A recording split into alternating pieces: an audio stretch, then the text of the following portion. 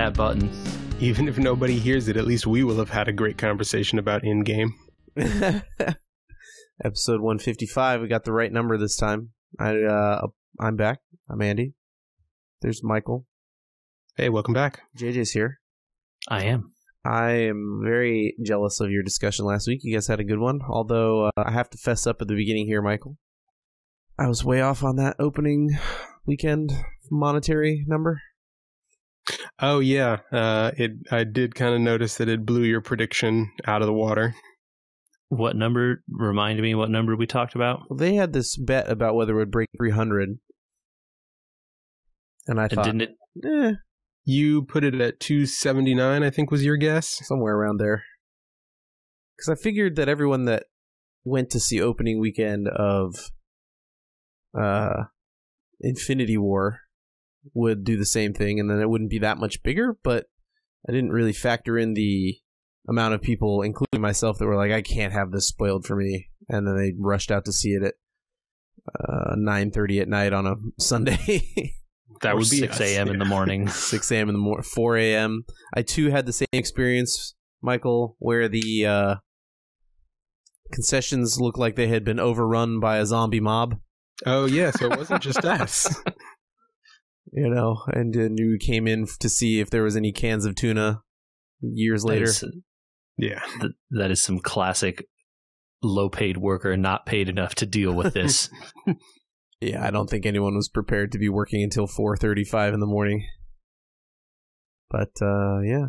And also, by the way, can we just not do cat hair vacuums again? That was disgusting.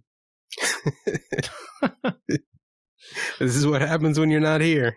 Oh, it was good. That was a good episode. Good job. I am very happy. Thank you for saving the Endgame discussion a little bit. Because I think that's what we're going to do, right? Yeah, I think you can.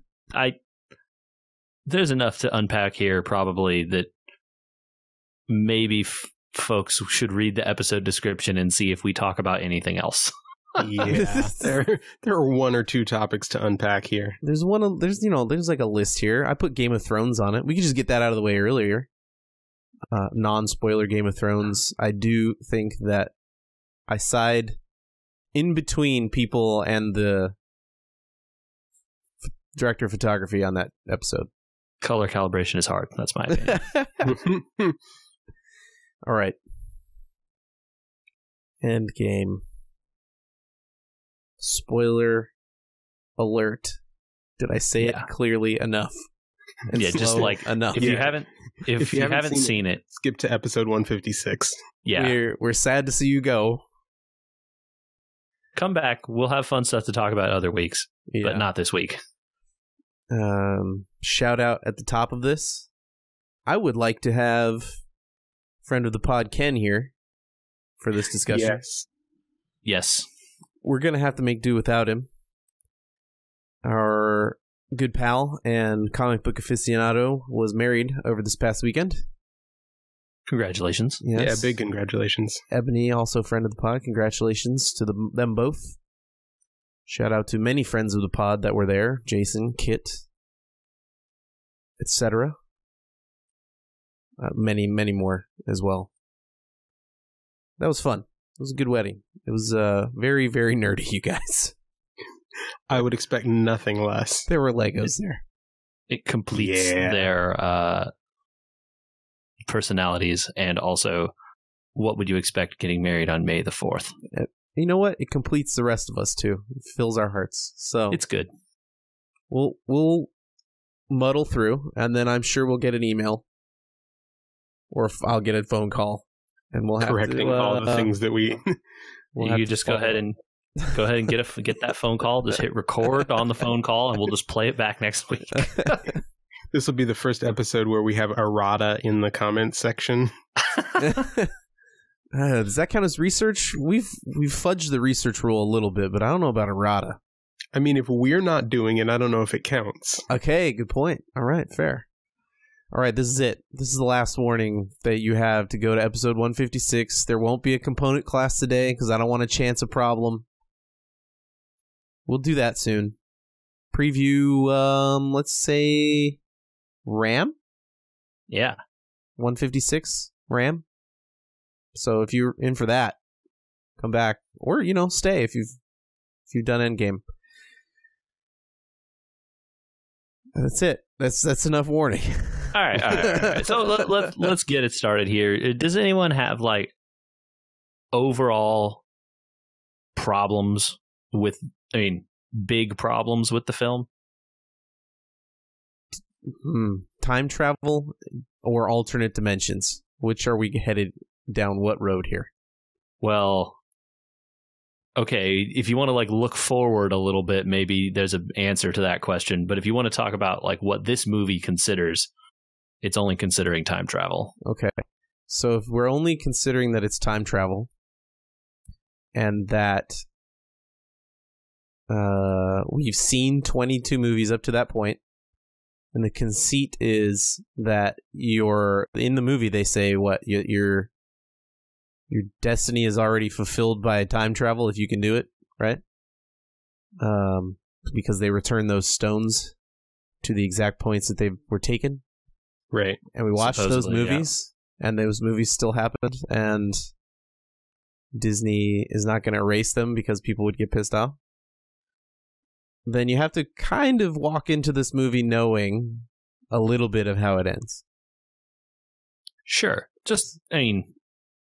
So I just want to say that up front, because I think a lot of complaints stem from, oh, it's too obvious, or oh, I knew the ending, or what.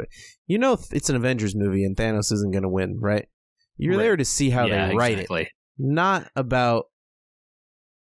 It's not about, like, will they make it, or how do they do it? You know that they're going to do it, and you know how they're going to do it, because they basically have said the universe is a line, and all these things have basically already happened.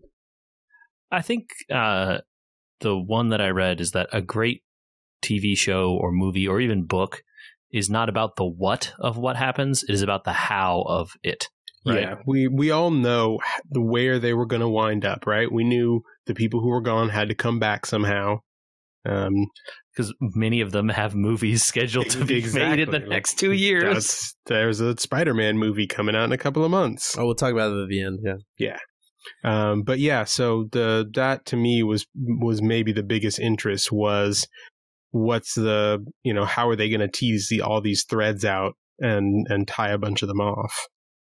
It was interesting to note that, a lot of the time this stuff can get spoiled by news, quote unquote, the Hollywood rags that are trying to get the scoop, whose contract is up when and why, and what movies are they scheduled to do. And the first person that breaks, there's going to be a Guardians of the Galaxy 3 is going to get X amount of hits.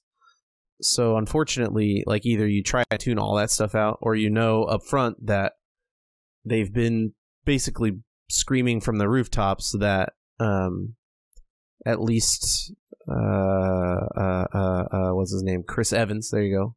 His contract is over, right? Yeah. And RDJ is on shaky ice. Right. So you can walk into that trying to make some assumptions about the movie if you want to, or you can let it go and watch the how.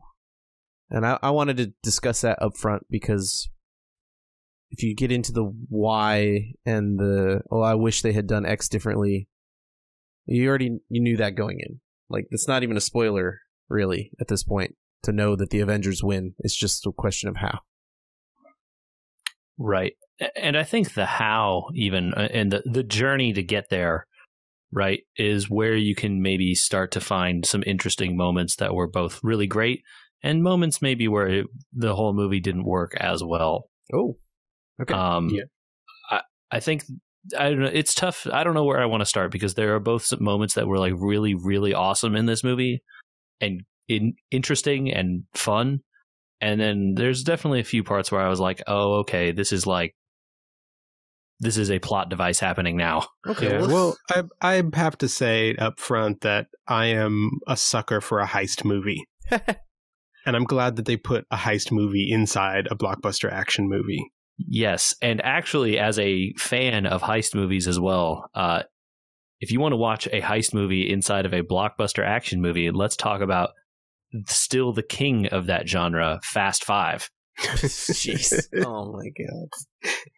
It is though. We're not. It is literally. We're not doing it. We're not going to do it today, but it is literally that movie, right? It is an action movie with a heist stuck inside of it, stuck inside of some kind of like weird car thing. Are you just saying that they copied Fast Five? Is that what you're saying here? No, absolutely not. They weren't going for that kind of a thing at all, right? But they did a lot of family talk. There was, right? And they had to bring a team together. They had to assemble the crew. Mm-hmm. They had to put the plan into action, and then they had to execute it. But I think my issue with that portion or that movie of this movie almost is that maybe they didn't do the heist enough justice by giving us the plan in advance, right? They're just like, okay, we're going to go steal this thing. Everyone knows what to do, right? Break. And then you don't know what's the plan, so you can't tell how it goes wrong because you learn about the plan as it happens. Sure. Whereas, right? I think a lot of them are sort of, we have an idea of exactly where we're going to grab it, and you like them don't know what's coming. So when, the future RDJ gets hit by Hulk coming down the stairs, right? Something's going wrong. Yeah, and it's not, it's just not that movie, right? So you compare it to other like amazing heist movies like Ocean's 11 or whatever, where that whole movie is then telling you how the plan is supposed to go, so that when you see the plan in action, you already know when it has gone wrong. No, that's not fair, because Ocean's 11 has the big twist where they didn't tell you the one thing about how they were doing this. Of course, that's the extra, and that is the thing. That is the twist in that movie, right?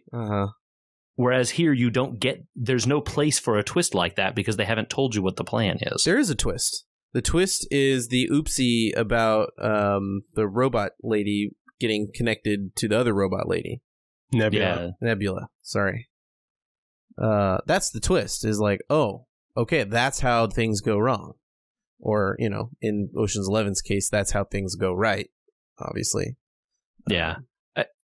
It just felt like the heist portion of the movie wasn't as good as it could have been because they were kind of rushing along to make a big battle happen. They had 3 hours in that. Dude, I know. You have a good point, obviously, but they could have cut more of the big battle, maybe, I guess. I would have been okay with that. Yeah. Yeah, and the heist definitely kept it from being a go back, just the standard trope, which they made fun of a lot, of go back, fix the future by fixing the past. Yeah, I think they did a mostly good job of sticking to their own time travel logic there. Mm-hmm. Yeah. The problem with their time travel logic, right, is that they discover, okay, well, then the things have to be returned exactly when they were taken. And if things went completely right in terms of returning them, you already know that everything went right at the end of the movie, right? So the time travel logic gets too circular. It's all closed loops. So as soon as the loop starts that it ends correctly, otherwise the world ends, So that is, separately from this film, a problem that I've always had with time travel in Looper tried. Yeah, it's kind of an inescapable problem with the idea. Right. You have to grapple with it somehow. They tried.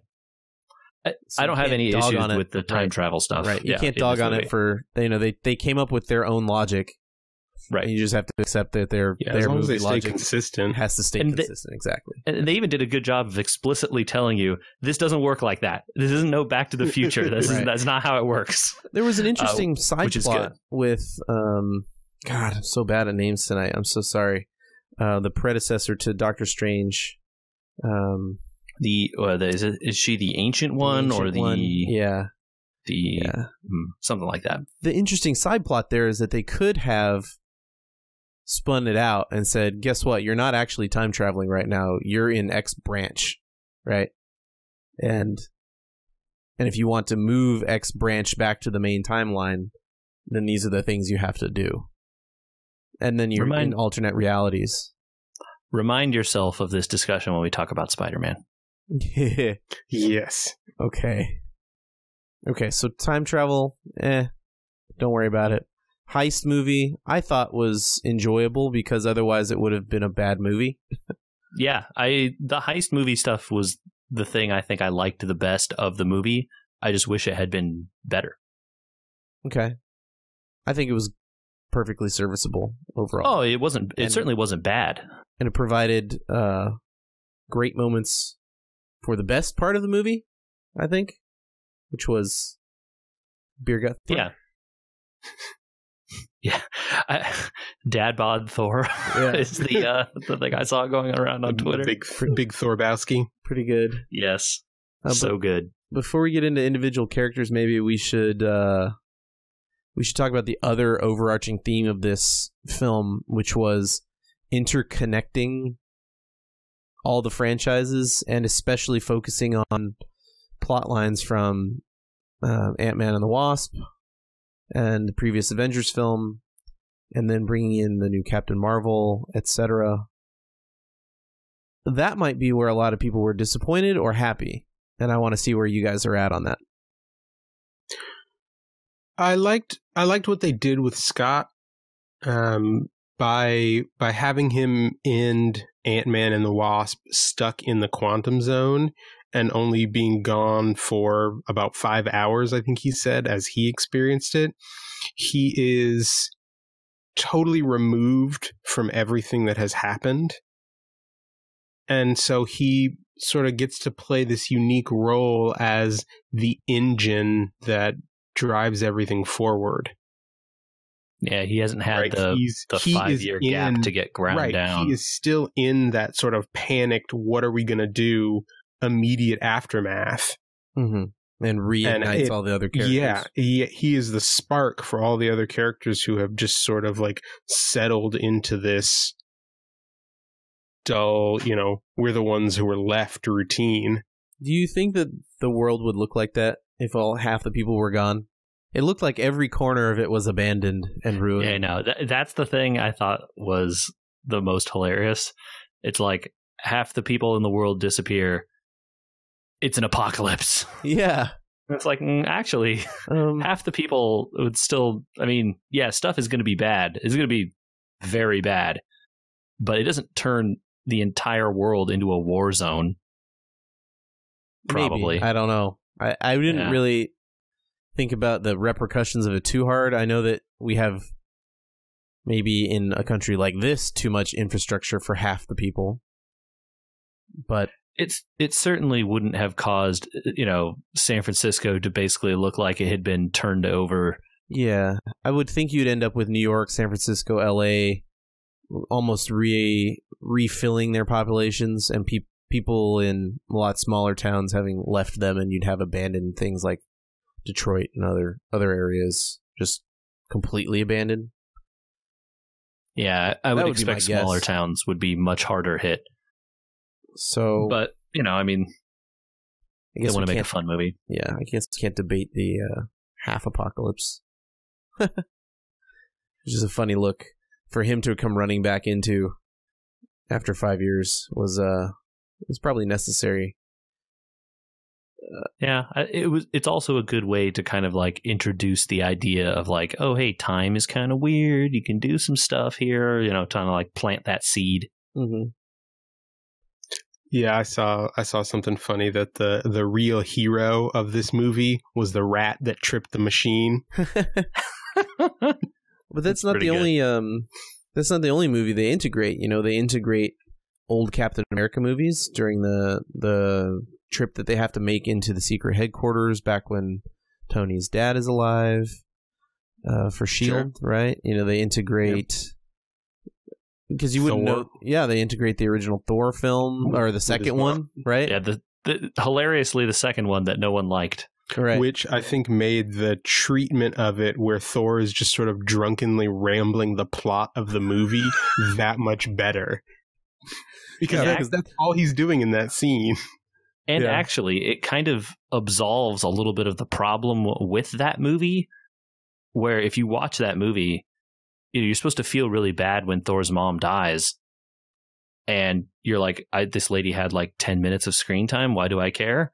It's like, yeah, she's Thor's mom. I get it. But like, I really haven't been introduced to this character. They gave her a nice little like humanizing moment in this movie. You're like, oh, okay, this is why Thor loves her and like all this stuff that you didn't actually even get in the movie.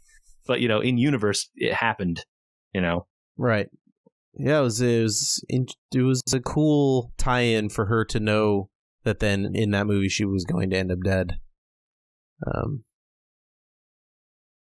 Let's see, where did they also tie in? They tied in obviously the first Avengers film with the Loki battle at the end there, which was great to see how they got to go to falafel. Yeah, see, you wondered how they got there. Yeah. Yep. I think that all those worked really well. Yeah, they were some of the most fun parts of the movie, I thought. I wonder, and even Professor Hulk going back and talking with the Ancient One in New York was really good. Yeah. If you had seen Doctor Strange, you knew who she was. Although they kind of explain it. Other than Captain Marvel showing up at the end of this film to blow something up, why was she in it? Yeah, great question. I was about to ask a very similar question. That's the last tie-in, really, that happens before this movie, and they definitely seemed to rely on other people having seen it, because they really don't explain who she is or why she's there. Or why or what she's even... I mean, yes, she's off doing other things in the rest of the galaxy, clearly, but, like, she could have still been doing that and not been in this movie, and the amount of change would have been low.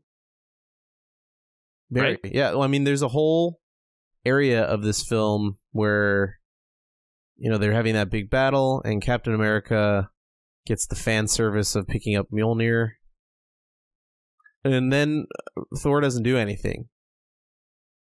That whole battle sequence, right? He's just gone out of that battle sequence. It's easy to write in there that he goes full, Ragnarok mode and lightnings that ship, and then it's gone. I'm just saying. So there's a way to have written around it. I was curious for people like you guys that did see Captain Marvel, because I don't know. I don't want to put anything out there that I just don't understand. What do you think the tie-in was like, and was it worth it to have made that tie-in and have her in the film? Especially since you guys like that movie, right? I mean, I enjoyed it. Yeah, it was definitely a good movie. Yeah. So hearing some stuff about how this was shot versus Captain Marvel. This movie was shot first, including her scenes before she had shot Captain Marvel at all. Right. Okay. And that's not to forgive what happens or whatever, but essentially she's being asked to act a character who's like defining events she has not been through. And so she has even said in interviews that she didn't really have an idea of what the character was going to be, other than just really cocky and has this kind of attitude about her. But then all the stuff you see her go through in Captain Marvel, she, the actress, has not experienced. Oh, so right, she doesn't know. Sure. She doesn't know how to be that character, or the way that you would expect when it comes out in this order, right? So it really felt superfluous. Like, she didn't need to be in this movie at all. Like, other than as a tie-in, like, there was really not much reason for her to be there. At least, in the way it was written as is. Well, yeah. She saves Tony and Nebula at the start there, which is right. Important. That's kind of the one thing where you would have had a harder time writing around. Yeah, I don't know how you save them from that specific thing of them stuck on that planet and actually get them back in a reasonable amount of time. Yeah, her at the end, you can find ways around, I think, more easily, but they needed her for that part. Okay. All right.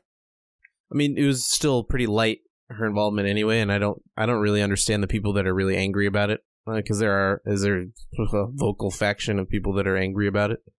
Yeah, I mean, I don't know. Her involvement in that battle was as much as some of the other people. Like, hey, Valkyrie was there too. Yeah, or so was the Black Panther. Yeah, he runs with it for the Infinity Gauntlet for like 3 seconds.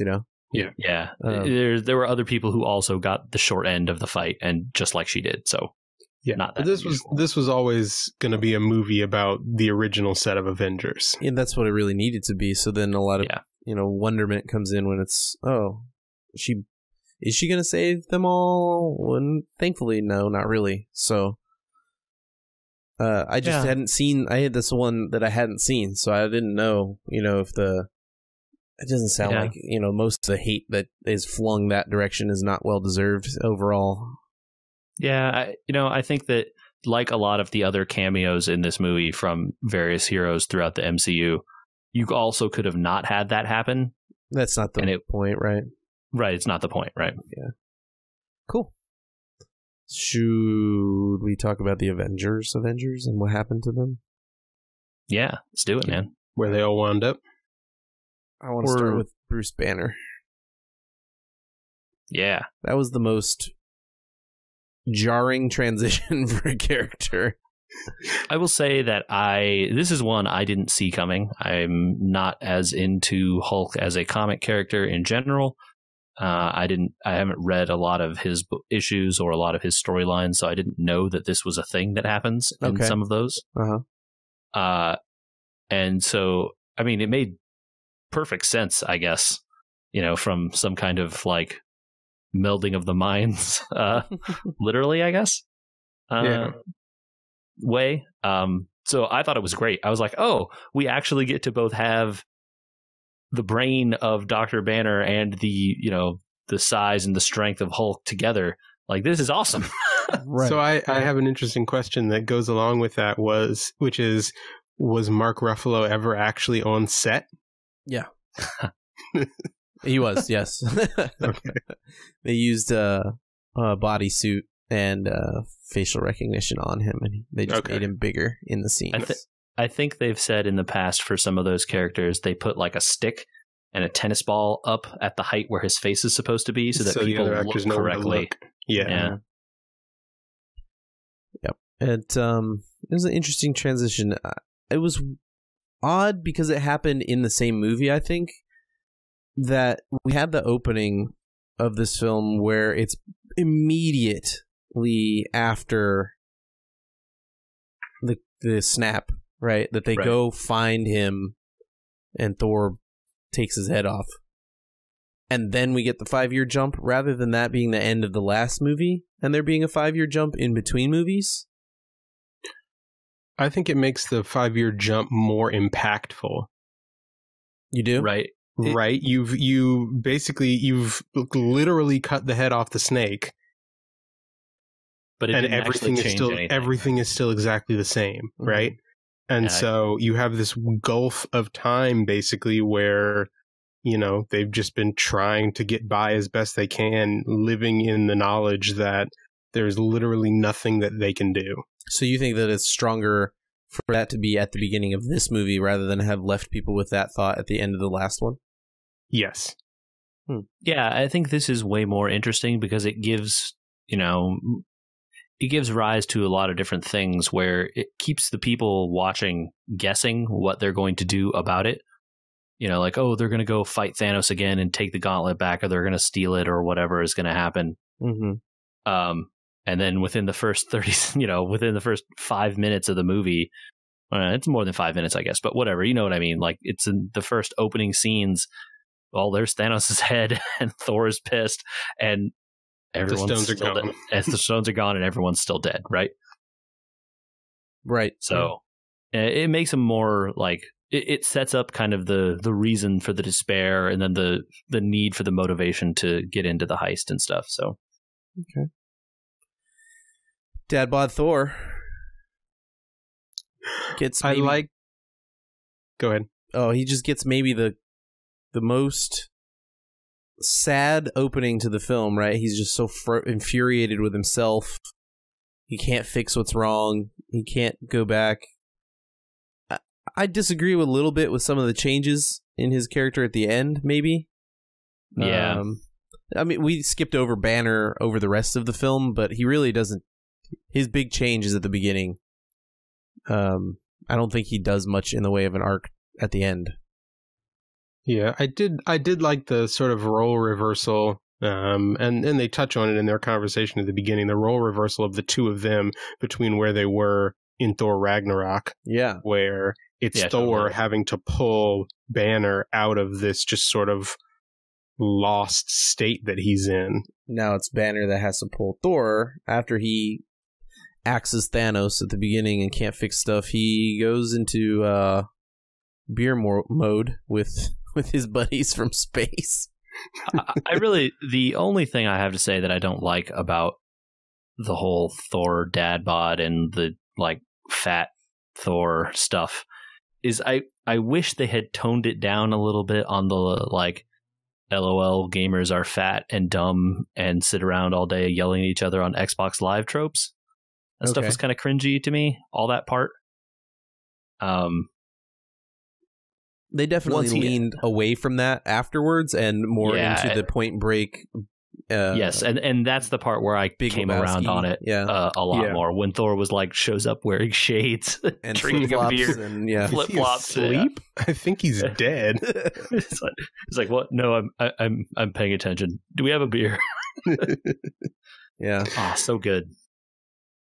But yeah, it was interesting because then you know that Thor, essentially for the rest of the movie, even up until the very end, almost can't participate in any of the action scenes. Basically, he has to like run away or hide essentially because he's out of shape. He can't do anything.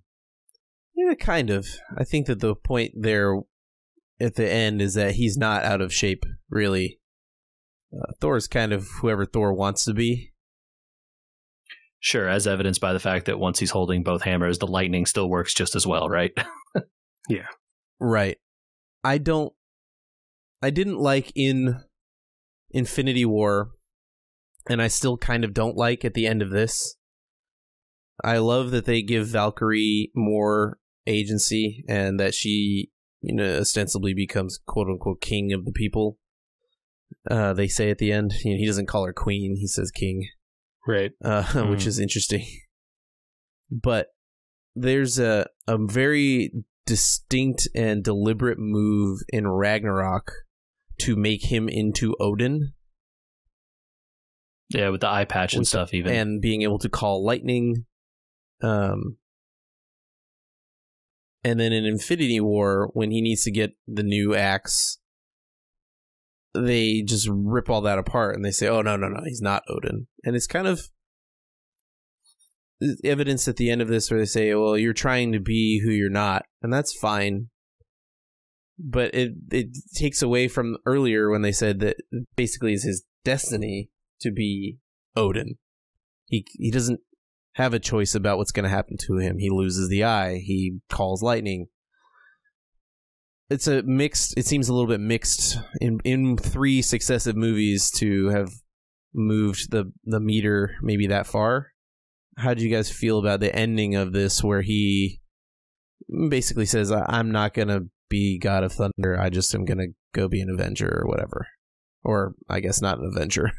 Or Guardian of the Galaxy. Yeah. In part, though, I think it kind of works because it ties back into the whole idea that this movie dealt with a lot, which is that no matter what you might think or how absolute something might seem, nothing is ever written in stone.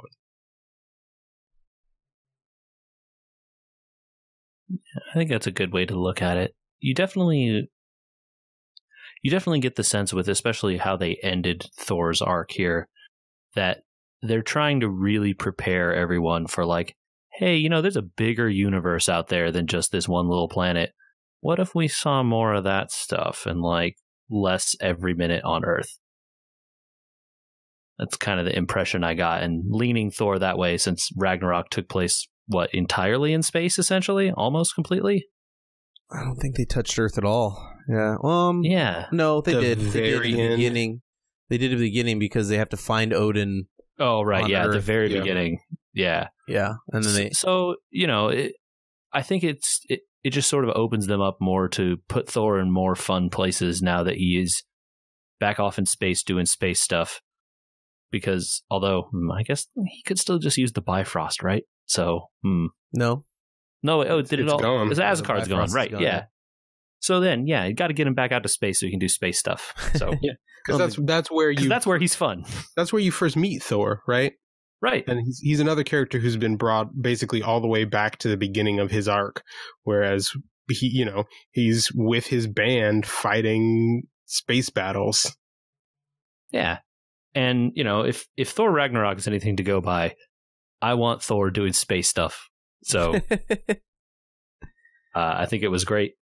I think the kind of him taking Mjolnir back from the middle of Thor 2 or whatever to kind of like help him get over his funk to prove that he is still worthy to himself, it was fun. And as a bonus, you get the sweet Captain America payoff later. Yeah. I think the best part, I really liked that moment, but as much for Cap picking up the hammer as for Thor's "I knew it," which echoes the thought that everyone else was having at that moment. Yeah, there are a lot of callbacks to the very first Avengers, right? Or even is Age of Ultron the one where all of them were trying to pick up the hammer in the bar? I think they're at Tony's house. Yeah, they're in the Tony's tower. house. Yeah. They're in the tower, and Thor's like, "Oh, try and pick it up. See, none of you will be able to. You're not worthy, Thor." Blah blah blah. And Vision tries and he can't do it, and Tony Stark can't do it. He's using the thrusters to try and pick it up and the whole thing. And then you see Cap. He goes and he starts to try. Like you could see his arm flexing, and then a millimeter it scoots, and you see Thor's eyes. He's like, "What?" And then Tony, then he's like, "Oh, I can't." And he's thinking immediately. You're like, "I knew he was sandbagging," which is of course completely within Cap's character to do that. So anyway, fun little moment there. Does anyone have anything else on Thor? Do we want to talk about Cap? Yeah, I have I don't know. I just feel like I ended up in the Avengers series here relating the most to Thor's story arcs. In the series of all these movies, not just in the Avengers series, but they've definitely taken a character that was boring and humanized him so much more maybe than a lot of the other ones, but we'll get to the other ones here. So. Well, I think I can just say, it's a spoiler alert for the rest of this podcast. I think I like Thor the best. Yeah. Well, okay. Not in this movie necessarily, but like as a character, I've had more fun with those more recent Thor movies and Avengers movies than I have any of those Captain America movies. It's just he's a more interesting character, I think. He's been allowed to be more interesting, maybe. It's been allowed to. I think that's a fair thing to say. Yeah. All right. Well, let's get on Cap then. Sure. Walks away from being an Avenger after the 5-year gap, I guess. They don't really need Avengers, so they're using a little bit of widows holding together a tiny crew, kind of Nick Fury style. Yeah, interesting to sort of see him, kind of try to retreat to almost daily life or something, yet everyone seems to know who he is. That was I don't know, weird. Yeah, I couldn't tell in that scene where they're in the therapy group if everyone knew who he was, and it was just sort of... Yeah, because he tells them he was stuck in the ice. Oh, that's true. Yeah. Yeah, they definitely knew. It's like they're not going to... Who else was stuck in the ice in 45? Yeah. It was that scene was both great to sort of get, have a nice character moment for him, but then simultaneously just really weird. It's like, is this what he looks like when he gives up? Like, I don't know what I was supposed to be learning about him there. Maybe he was trying to just be the most useful he could be, and he didn't think he was useful any other way. It's hard to imagine that he wouldn't want to be out there trying to fix things, but that's the Cap we're given at the beginning. Yeah. Hold on. We didn't cover the most important part of this. Should he have shaved? Oh, got rid of the beard. Yeah. Yeah. lot of content, a lot of opinions online about whether opinions online about that. Yeah, I would think it feels like most of them fell on the like, why would you do this spectrum? But it does. Again, we have talked about this going back to the original Avengers. That's how he looked in that movie, right? Yep. Yeah. It ends up helping out their time travels thing because he could actually pass as Captain America instead of if he'd had the beard, people would have been like, who are you? Yeah, you're not coming into this facility with that beard. Man, he seems to take over again as the leader, kinda, but not really. He certainly does leading. Yeah, more than Tony does, that's for sure. I don't know. But that's always been the dynamic. Yeah. I'm a little lost on... I know Cap ends up our hero at the end of this, but really in the middle of the movie, what is he doing, Yeah, I don't know. It's tough because so much of his arc is tied up with him going back in time and like seeing stuff in the past that maybe affect how he decides to do things in the end. And I don't know. It's weird. It's hard to talk about his story without just like talking about directly about how he ends up, right? And also with Iron Man, you have to kind of factor in a lot of that. They had to spend a lot of this movie, two guys that basically couldn't be in a room together without probably trying to kill each other again. How do they make them work together again? And that's a hard ask. Yeah. And, in the case of when they also had to fit in a time travel heist and also had to do, a giant battle and also had, and 10 other things. So it could, that dynamic could have been a whole movie, and in fact was already a whole movie, right? Right. Yeah. Yeah. And again, I think that's where the 5 years helps, right? Because time is the only thing that is going to bridge some of that gap between them. Mm-hmm. So we're left with, at the end, a Captain America that saves the world and then gives it all up to go back to the past somehow. Yeah, this is kind of where I saw a lot of people having issues of like, this is not him. We're not within his character. I don't know if we're not within his character. I think that might be within the character, but it's the one piece of the film that I don't understand how it works with the time travel rules they wrote. There's the question, right, of has he been sitting there on the shoreline waiting for them and they just didn't notice it until they turn around, or did he jump there using the... Oh no, he was waiting there. That's the implication. He's lived his life and knew they would be there, so he sat there on the bench. Right. He definitely didn't jump there because he would have come back on the pad. I think the end... Yeah. I think the end is a little strange in that you then have to assume he was present and alive for all of the events of all of the other movies, but was like 40 years old or whatever, and decided like, nah, I'm gonna just let this go, which is the part that people felt was out of character. Well, except for the the part where he's alive, even though he is also in the ice. Yeah. When he could have stopped this whole Hydra thing before it happened, or, a whole bunch of other things that he had knowledge of that were going on right then. He could have saved the president from JFK being assassinated or any number of other things, right? So I don't know. I don't know where or how you draw that line. I think it put a nice little bow on his character, even if it doesn't really follow their own logic or make a whole lot of sense necessarily in character for him to do that. When he can't have made a life with Peggy, right? Because yeah, That doesn't happen, right? Yeah, well, it does in this. They show the preview at the end, or the post view at the end of him dancing with her, right?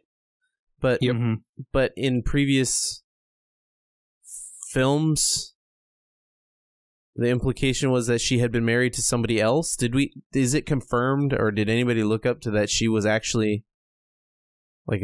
There were photos of other people, and she had a daughter, right? Yeah. So I'm confused by this part, and that's really where I was left kind of the most confused.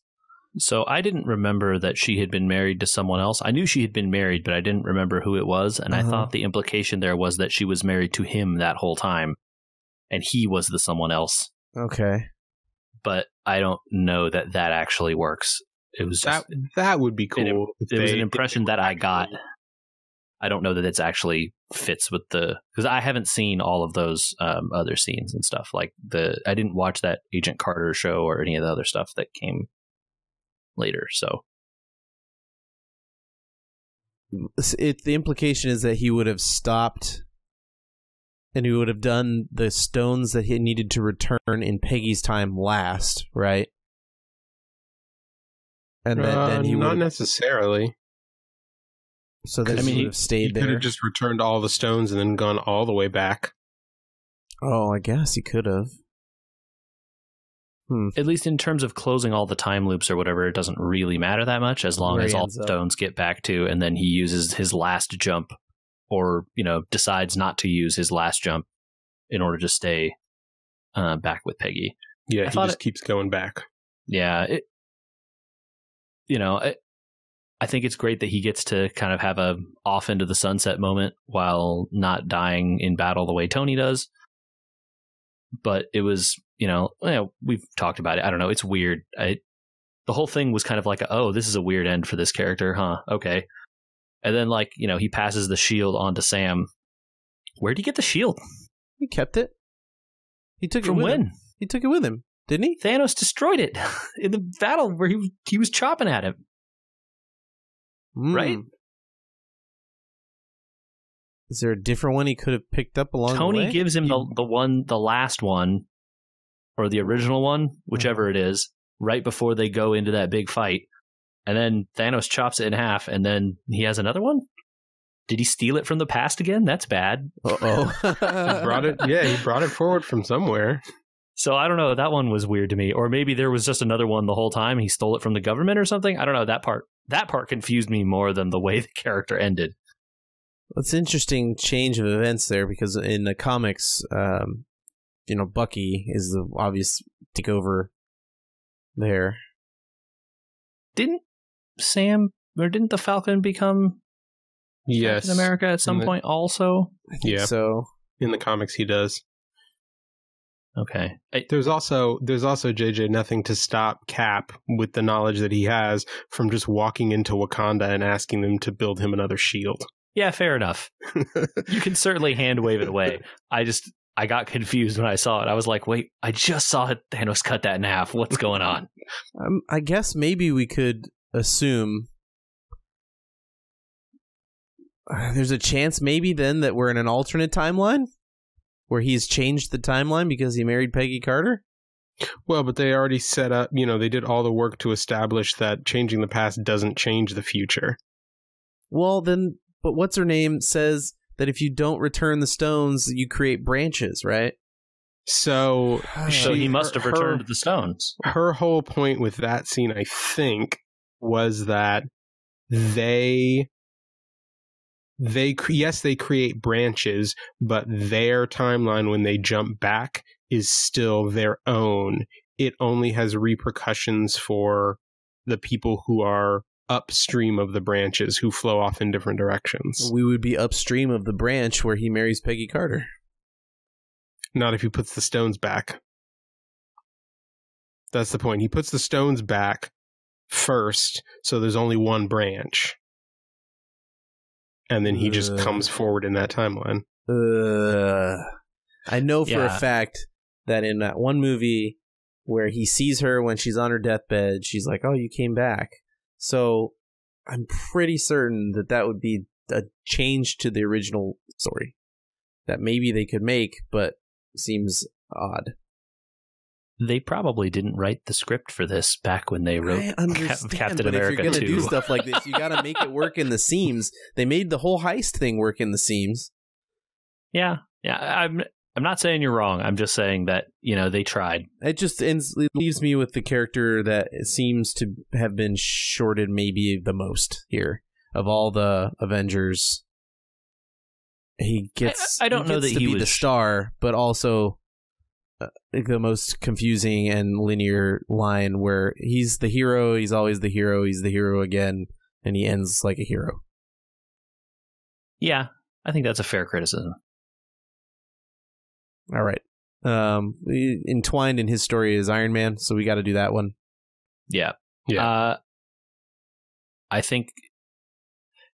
Did you guys believe the I'm going to go build a cabin and live in the woods with Pepper Potts? Yes. And have a daughter thing? I don't know. Yeah, because he doesn't give it all up, right? Like he obviously still has a workshop because he builds Pepper the suit. And has had a work table where he can design a time machine in his living room the whole time. Right. So he's given up the lifestyle, but not necessarily. He can't give up the endless need to tinker. This is what Potts tells him, right? Like, as much as we have to take Gwyneth Paltrow here. Yeah. The whole clearly did failure. not want to be there. I don't like to bag on specific people very often. She just didn't seem like she was into it. And I don't know if that was the character that she was trying to portray that through, but you would think after 5 years of Tony having been in the woods, she would have let her guard down and believed that it was over. And then when he says, I solved the time machine thing, she just seems completely disinterested. I don't know. I just didn't know which version of Gwyneth Paltrow that is. Like, she's acting the character or she just didn't want to do it. Yeah, that was my issue with her as well. In every scene where she is forced to display emotion of some type, either dismay at Tony getting back up to his old ways or whatever emotions those were supposed to be, or, even at the very end where she's supposed to feel, really terrible that he is, dying in her arms more or less. And it's just like a kind of a blank slate where she's chiseling features onto or something. It was just very I have done my acting now. Please let me leave and not be a part of this series anymore. Aww. Which is unfortunate. She was one of the low points, I think. Not her role in specific, but the carrying out of that role. Yeah. Which is too bad because I thought Tony's arc was really great in this movie. I thought that I loved Thor's arc because we've come to have two great movies of Thor, kind of changing completely into someone that has understood what he wants to be a little bit, and then falling from grace, kind of. You think he's becoming a truly lovable hero and all that. Iron Man, after the first Iron Man movie for me, has been kind of a one-trick pony, and actually, with the changes to Civil War, extremely infuriating at times. Yeah. Where he's like, well, the world's problems... disliked him. Yeah, the world's problems are all of our fault. Well, actually, buddy, they're actually only ever your fault. Yeah, he's like, oh, we could have stopped all this. You could have stopped all this. Yeah, you specifically. Yeah. Remember that time you designed a bunch of suits and they tried to kill everyone? Remember that time you designed an AI and it tried to kill everyone? Remember that time it's like we've gone through all that with Tony. And then at the beginning of this, I thought we were going to get more of it where he just has a huge meltdown at Captain America. Oh, it's all your fault. This whole thing's your fault. And it's like, oh, good boy, here we go again. And then we get the 5-year reset. And I don't want to get overly deep about it because I know it's a sticky topic for a lot of people. But, having kids does change your life. Introducing that to his character, especially his character, the man who could never think about anyone but himself, adds a new dynamic to who he can be, I think. Yeah, and I think the scene where he reconciles with his dad went a long way too. I was just about to bring that up, and I think that it lets you kind of pull his egotism out of his character a little bit to sort of make him a more likable human, even not just a hero, right? Yeah, absolutely. Yeah, the dad thing is what ties them together finally, right? He never understood that his dad didn't know how to be a dad until he tries to tell his dad how to be a dad. It's also not knowing how to be a dad. Yeah, right. It was good. Beautiful. That's a beautiful circle to put two people in. So it's heartbreaking but believable that he would not be able to let the time machine go. You kind of wonder what you would do in that scenario. Like, would you give up, potentially not making it work? Because you have to know there's a good chance that it's not going to work. Yeah. And that's a cool story beat to put into his character. Again, making you wonder about his ego even before he meets his dad and whether he's able to put it in check. Yeah. I don't think the way he sells that. Well, yeah, the way he sells that scene, it seems like even he doesn't think that it's going to work. Right. He seems to be playing with it just to keep his mind busy. Mm-hmm. Man, Tony, yeah. So Tony seems to after this point where they reconnect and he finally says, okay, and him and Cap are back together. It seems like even Cap's storyline is dragged along with Tony, right?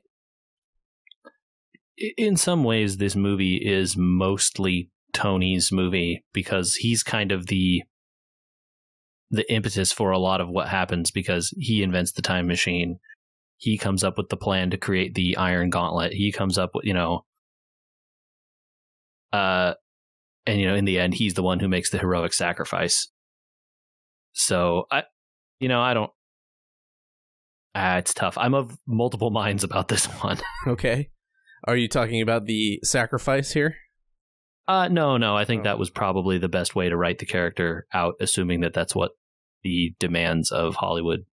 And it's a good proof that even the newspapers can get it wrong, thankfully, because these people understand what they're doing, and everyone thought Robert had another movie in him or whatever. And he might, because what if he wrote himself into an AI or 10 million other things that could happen where his face shows up again in more movies. Past movies, movies that are out of the sequence here. Sure, totally. Yep. Could get a Ant-Man movie where he goes to a different time. I don't know. He could cameo in the Spider-Man one. Or the Black Widow one. True. Ooh, yeah. We're not going to get to her today. Young Tony Stark. Or we didn't get to Clint either. We're not going to get to all of them today. Yeah, we're going to have to do a part 2 next unfortunately. week. Yeah. Yeah. Let's finish up with Iron Man, and then we'll do a part 2 Endgame next week, and maybe we can convince our pal Ken to join us for part 2. That might be fun. Yeah. That moment where Doctor Strange holds up the finger, right? And he says one, yes. Like there's 1 in 400 million or whatever it was. Yeah, this is the one, basically. Didn't he say he couldn't tell him? Yeah. I think at that point, telling him that they are in the one, Tony realizes what he has to do. Right? In the moment, it's fine to tell him. Beforehand, he can't. Oh, because then he would have had time to think about it or something. Yeah, right? He's in the moment. Thanos has retrieved the glove. He's about to snap again. And, it's Tony's the only one who's standing there. Yeah, okay. I had not thought about it that way. I think that clears up a thing I was going to have to say, but now I don't. I believed it. I felt that it was the choice that probably had to be made. It was too obvious to have Captain America do it, and almost even a little bit not unbelievable that he would do it. But no, I think this is perfect because you could write your way out of Captain America surviving it because he's a super guy or whatever. Tony is still just a guy in a suit, right? Yeah. And he has to, he has to die if he touches a stone, basically. Right. I mean, Peter Quill only was able to hold one so he could do a dance off because he's half planet or whatever. And the Hulk got his arm broken and burned real bad, so if Tony's doing this, it's going to end bad, and it was the only thing to do. So I enjoyed that he pulled the haha, I stole them from you as you had done to us earlier in this movie. Yeah, and it's a nice reminder too, because I had for just getting caught up in the battle scene, forgotten that Tony built that glove, so, it's his tech still at the end of the day. Because the glove kind of morphs into looking like the first gauntlet. To get Hulk size? Yeah. Yeah. There's a symbolism there, I'm sure. Yeah. But I think I'm glad that we all kind of feel good about Tony being the one, because it just doesn't make sense. They have to begin a new Avengers if they're going to do it, or they have to stop the Avengers. And you can't have Tony Stark out there really doing much without them. Yeah. Yeah. In a way that I liked the idea of what they did with Cap, kind of putting a nice little bow on his character. I think this similarly puts a great little end. You get the whole arc of Tony Stark being an insufferable person for a great guy, an insufferable person for a bunch of movies, and then a nice ending for him here. You get the whole arc over 10 years or whatever. Yeah. It was fun. Yeah, there's still so much more we have to do another part. Fun. Yeah. That was fun. We have to do more. Because we have to talk about Hawkeye and Ronan and yes, and Black Widow, Ant-Man, and getting hit in the face with a missile and not dying. A bunch of stuff. Yeah. Did you guys, to wrap up this first part, did you guys have a favorite moment, something that stood out for one reason or another, big or small? I think that I liked Nebula. What stood out to me was that I liked Nebula.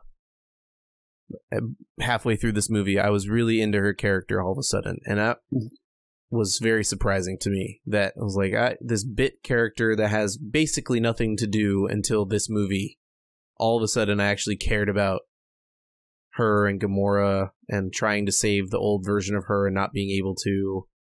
That was interesting, and interesting in terms of it held my interest, and I didn't think it was going to. I kind of gave an eye roll, and it was like, oh, Nebula's got to be part of the team because she has a memory bank, Mm-hmm. And then, oh wait, no, they're actually going to put some time into this, and that was pretty cool. I don't know if it was my favorite moment, but it's one that stands out to me right now. I think the thing that stood out to me was how much they gave Rocket to do that wasn't just making jokes and being a raccoon. It's so good. He's just his whole interaction with Thor. I did the whole mission by myself. All the stuff with Thor. Yeah. It's like Thor was also there, but he didn't help. Rocket did all the work. Yeah, that was good. That's the thing I remembered. Did you have one, Michael? A moment that just caught me that I liked was in the middle of the battle where Thanos is fighting Captain Marvel, and he takes the Power Stone in the other hand and clocks her with it. Yeah, that was the precursor to Tony stealing all of them, where he pulled the stone, he stole the stone and punched her with it, right? Yep. Yeah, it's a good foreshadow, but it's also a neat moment because you think of the stones, you think of them as a unit. Yeah. And you kind of forget that, right, because they've been together for a movie and 2/3 now, and you forget that they have these abilities all on their own individually. Yeah. All right, part 2 next week. So, I guess we're not doing component class like I said at the beginning. Oh, well. We'll have to clarify at the front of 156. Yeah, well, we might have some time. I don't know. We'll see. Who can say? 155 part 2. Oh, there you go. Yeah, that's what we'll have to do. What I can say is you should subscribe to our YouTube channel and follow us on there and listen to these sweet podcasts there. Also, you could send us emails at podcast@weweregamers.com. That's an email address. So all the stuff we forgot or got wrong here, go ahead and send it there. We will read it and talk about it in part 2. I really honestly would love some emails about this Steve Rogers conundrum. and not like snide emails, like really honestly well thought out Marvel Universe answers for how this works. I'm not trying to be a jerk about like, oh, you need to think about it in a movie sense and bad writing. I really want to know, like, do people think it's an alternate universe? Did you figure a way that it worked with the timeline? Somebody come up with an answer for me, please. There's got to be one out there. Right, yeah. Yeah. And I still want to talk about alternate universe stuff in relation to Spider-Man, so we're not there yet. Okay. Part 2. End game.